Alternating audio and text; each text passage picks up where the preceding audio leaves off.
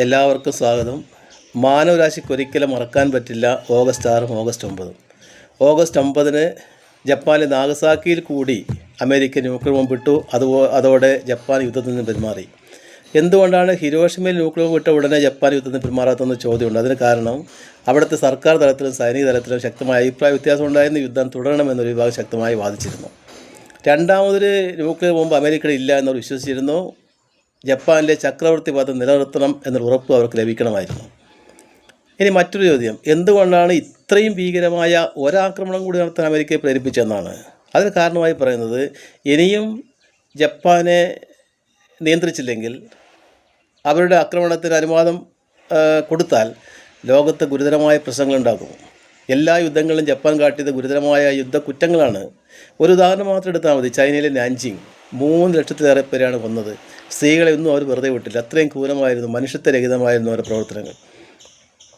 അതുപോലെ unconditional സറണ്ടറാണ് America ആഗ്രഹിച്ചത്. അതുപോലെ സോവിയറ്റ് യൂണിയന് ശക്തി കാണിക്കണമെന്ന് അമേരിക്ക ആഗ്രഹിച്ചിരുന്നു. ഏതായാലും ഓഗസ്റ്റ് 8 സോവിയറ്റ് യൂണിയനും ജപ്പാൻ്റെ മേൽ യുദ്ധം പ്രഖ്യാപിച്ചതോടുകൂടിയാണ് ഈ യുദ്ധത്തിന് പിന്മാറാൻ ജപ്പാൻ തീരുമാനിക്കുന്നത്.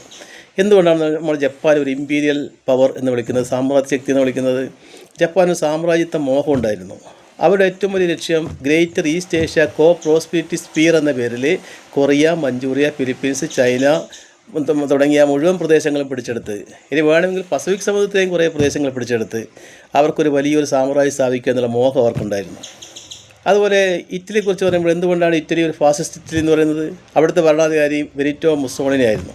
അദ്ദേഹം ലോകം കണ്ട ഏറ്റവും വലിയ ഫാസിസ്റ്റ് ആയിരുന്നു. അവിടെ ജനാധിപത്യമില്ല, സോഷ്യലിസമില്ല, ലിബറലിസമില്ല, പത്രമില്ല, ഇലക്ഷനില്ല, പ്രതിപക്ഷമില്ല.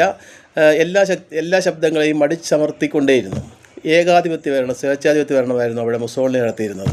മുസോളിനിയുടെ ഏറ്റവും വലിയ ലക്ഷ്യമെന്ന് പറയുന്നത് ഒരു റോമൻ എംപയർ സ്ഥാപിക്കുക എന്നുള്ളതായിരുന്നു, പുരാതന റോമൻ സാമ്രാജ്യത്തിൻ്റെ മാതൃകയിൽ.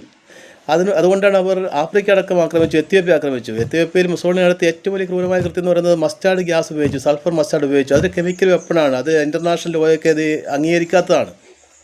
അങ്ങനെ വലിയ കുറ്റം ചെയ്തിരുന്നു. പിന്നെ ലിബിയയിൽ അവർക്കൊരു കോൺസെൻട്രേഷൻ ക്യാമ്പ് പോലും ഉണ്ടായിരുന്നു ഇറ്റലിക്ക്. അത്രയും വലിയ ക്രൂരതയാണ് ഇറ്റലിയും കാണിച്ചത്. ഇനി ജർമ്മനിയെക്കുറിച്ച് പറഞ്ഞാൽ അവിടെ ഭരിച്ചത് അഡോൾഫ് ഹിറ്റ്ലറാണ്. ഹിറ്റ്ലറുടെ ആര്യൻ സൂപ്പർമസി തിയറി കുപ്രസിദ്ധമാണ്. അദ്ദേഹത്തിൻ്റെ ആഗ്രഹം ജർമ്മനിയെ യൂറോപ്പിലെ ഏറ്റവും വലിയ ശക്തിയാക്കുക എന്നുള്ളതായിരുന്നു. ഹോളോകാസ്റ്റ് നമ്മൾ കേട്ടിട്ടുണ്ട്. 60 ലക്ഷത്തിലേറെ ജൂതന്മാരെയാണ് ലക്സംബർഗിലെ കോൺസെൻട്രേഷൻ ക്യാമ്പിലെ ഗ്യാസ് ചാമ്പറിലിട്ട് ചുട്ടരിച്ച് കൊന്നത്. അത്രമാത്രം ക്രൂരത ഹിറ്റ്ലറും ഈ ലോകത്തോട് കാണിച്ചിരുന്നു. അങ്ങനെ ഈ 3 രാജ്യങ്ങളും സാമ്രാജ്യത്വ മോഹമുള്ള രാജ്യങ്ങളായിരുന്നു. അപ്പോൾ 2 രീതിയിലാണ് രാജ്യങ്ങൾ വിഭജിക്കപ്പെട്ടിരുന്നത്. അലീഡ് ശക്തികളെന്നും ആക്സിസ് പവേഴ്സ് എന്നും. ആക്സിസ് പവേഴ്സാണ് ജപ്പാനും ജർമ്മനിയും ഇറ്റലിയും.